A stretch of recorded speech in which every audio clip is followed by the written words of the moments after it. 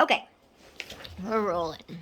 This is July 8th, 2023. Yep, and this is, can you state your name and date of birth? Gary Frederick Mack, born February 28th, 1949. 1949, I want to write that down. Oh, jeez, what is wrong with this thing? 1949? Correct. Okay. Do you remember your first school? Like your elementary school? Yes, Taft School.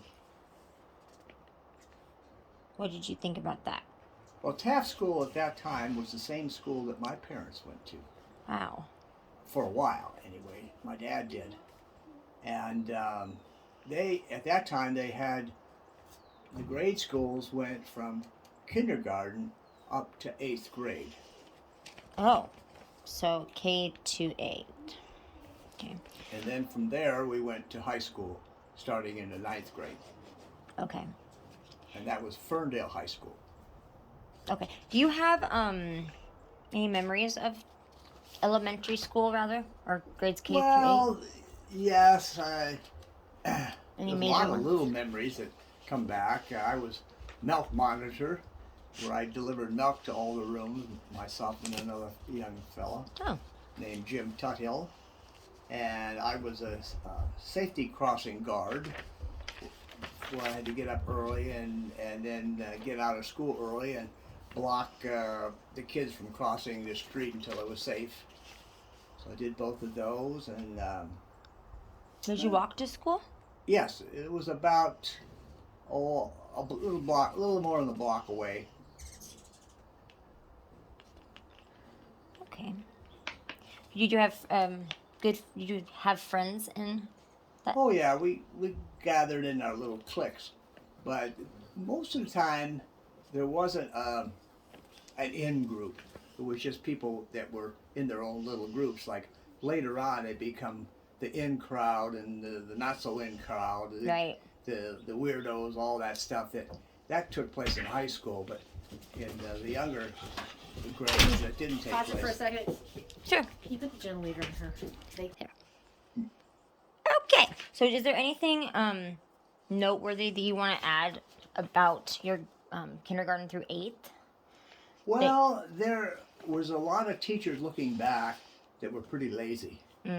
They just put in their time, and there's only a couple that came to my mind that were really helping the students and really, were dedicated to the improving the individual person.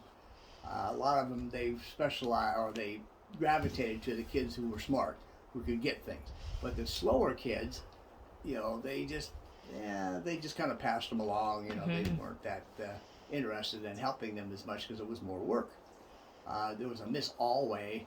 I had her for my 4th and then 5th grade teacher. She moved from 4th to 5th grade. She was wonderful.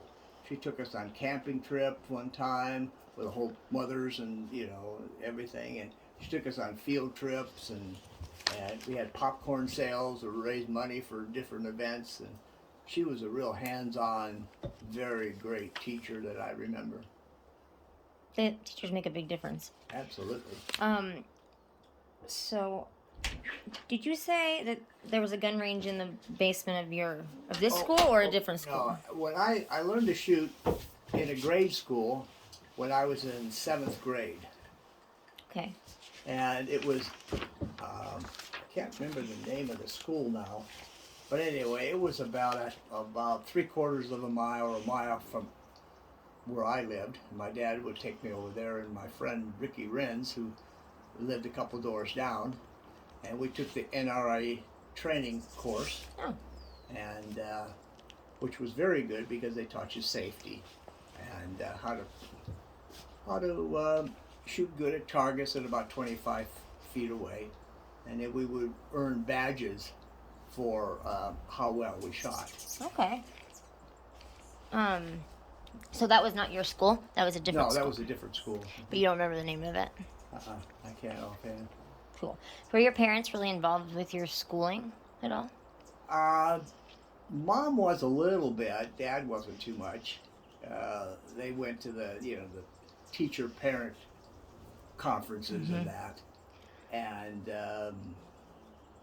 but no, they weren't too involved, as I remember. Did you have to get good grades? Well, my dad grew up in an environment where everything was work. You worked with your hands. If you want to get something done, you had to work. And his dad, I don't know what grade he went through, wasn't much, but he was very talented in doing a lot of different things as far as making things, building, and working on automobiles, and et cetera, et cetera. So he felt that was more important than sitting there reading books and trying to apply things that aren't going to have any benefit for you later in life. Interesting. That was his take on it. But, anyway, so my dad he wasn't really that involved in what we were doing in school. So, Is that pretty common for that? I think so. Yeah. What was your house like at that? The house is 215 La Prairie Street in Ferndale, and it was a house that my grandfather built back in probably the 1930s, the late 30s. 1930s? The late 30s, I would guess that. Okay. Cool. And how big was it? Oh, it had a basement in it. Most of the homes back in Michigan had basements. And it was a 2-bedroom home. I would say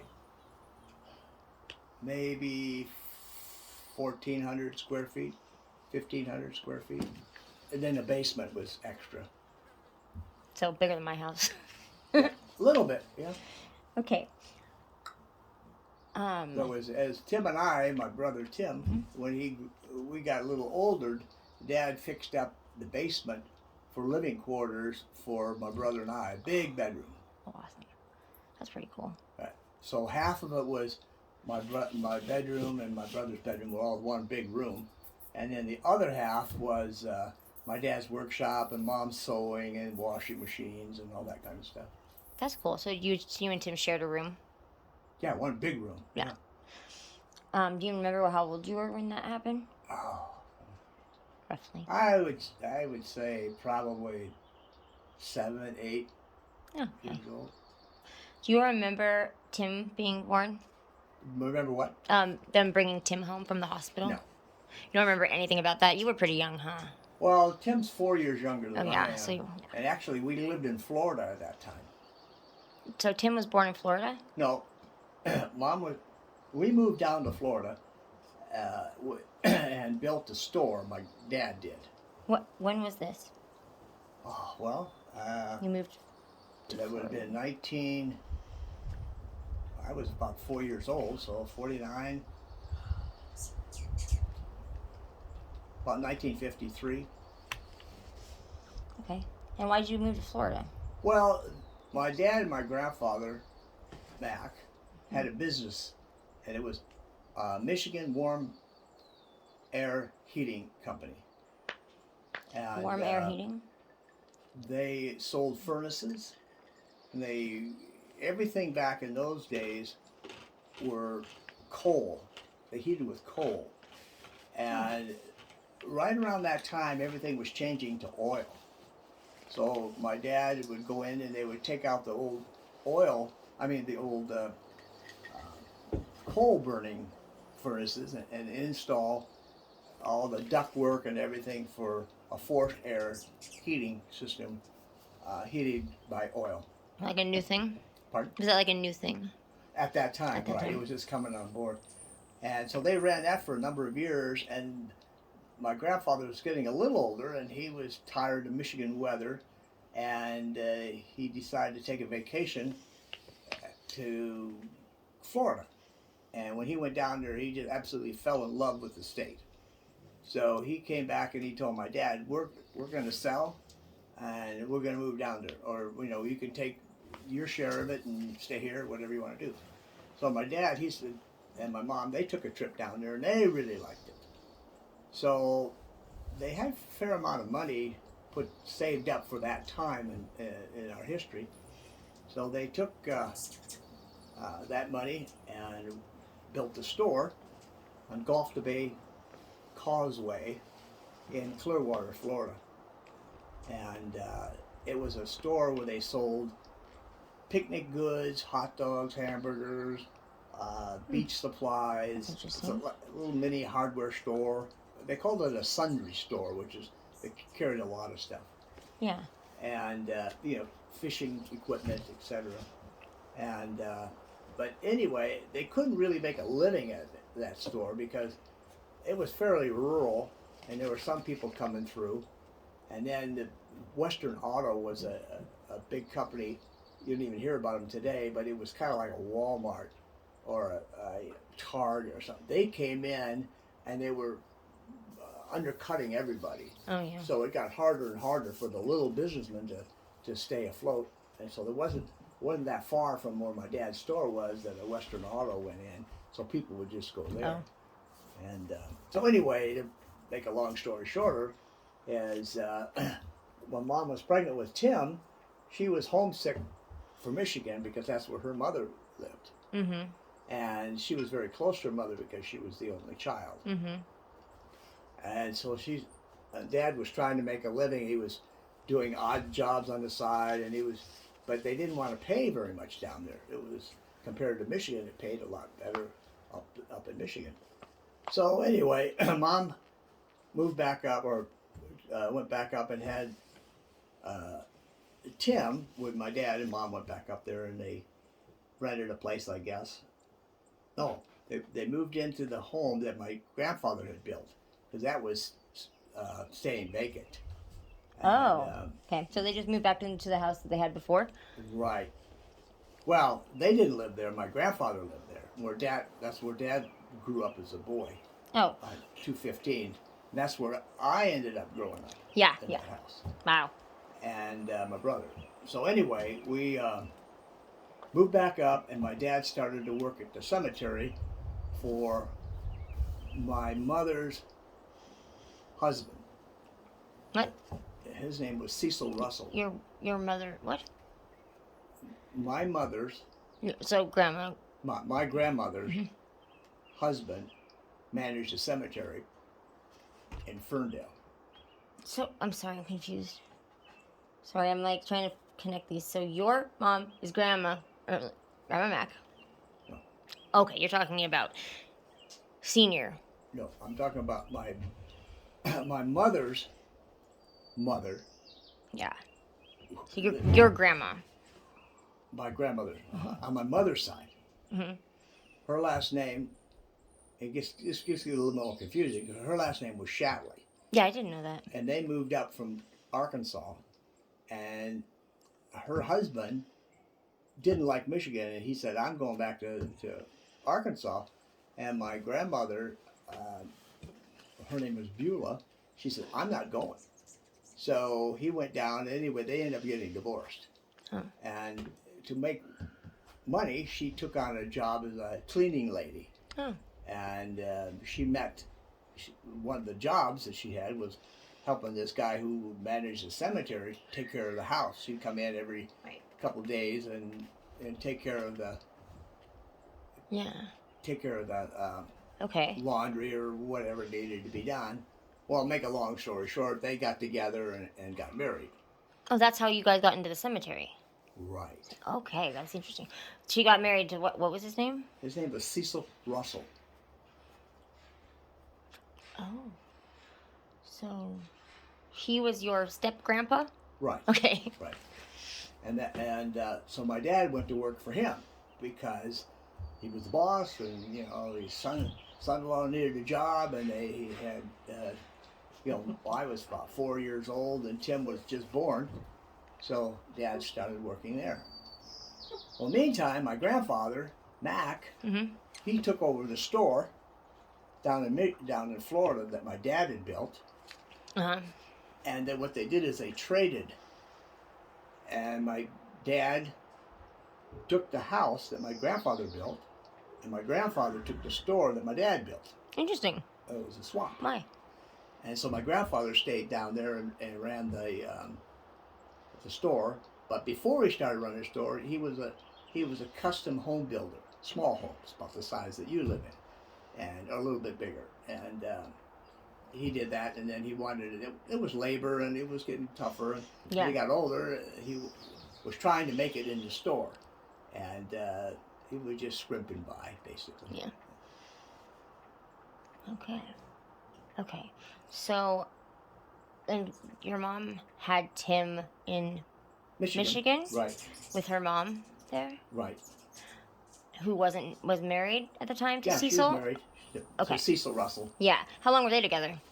Well, until she died, and she died at 63 Ooh, that's young. from cancer. Okay. Yeah. Beulah? Beulah. How do you spell that? I don't know. You're asking somebody. Okay. So then was Grandma close with her stepdad? Real close until her mother died, and then he found this woman who was a nurse at the hospital that was taking care of my grandmother. Ooh. And so they struck up a friendship, and because Cecil was always there, and so they got to know, and finally Grandma passed away. She was in a hospital for I don't know. That is not very old. Oh, about six months, maybe even a year before she died. Oh wow. Yeah, she was kind of a chubby lady, and the last time I saw her, she was just skin and bones. Didn't even recognize That'll her. do it to you, yeah. See that, and back in those days, they didn't let kids into the hospital rooms, so they wheeled her out to and I met her, and I was probably around 6 or 7. So you barely remember that. Yeah, I remember her though, because I'd go over there and play at their house. They were only a block away from where we lived. Yeah. So that way. Okay. So then Cecil got remarried then. Well, my grandfather married this woman from the hospital. Right. Yeah, I can't remember her name now, but anyway, and they stayed married until he passed away, and then she lived, I don't know, another 5. She was younger. I think she was about 10 years younger or something. Anyway, she lived down in Florida because they retired to Florida, and then she passed away. Yeah. Interesting. So you said when Cecil got married to the nurse lady, he pretty much stopped communication with Grandma. Pretty much. I think that she was actually probably 15 or 20 years younger than my grandfather, because she wasn't that much older than my mom. Oh. And she was kind of a conniving old woman. She didn't like the competition. Oh, from the attention. Yeah, the attention. And she had a son that he was a useless guy, because my grandfather hired him. He didn't want to work worth anything, and she was trying to push my dad out and put her son in that position. Oh no. And my grandfather had enough courage to say, well, he just couldn't work out. He was just a goof off. So he only worked there, I think, one summer.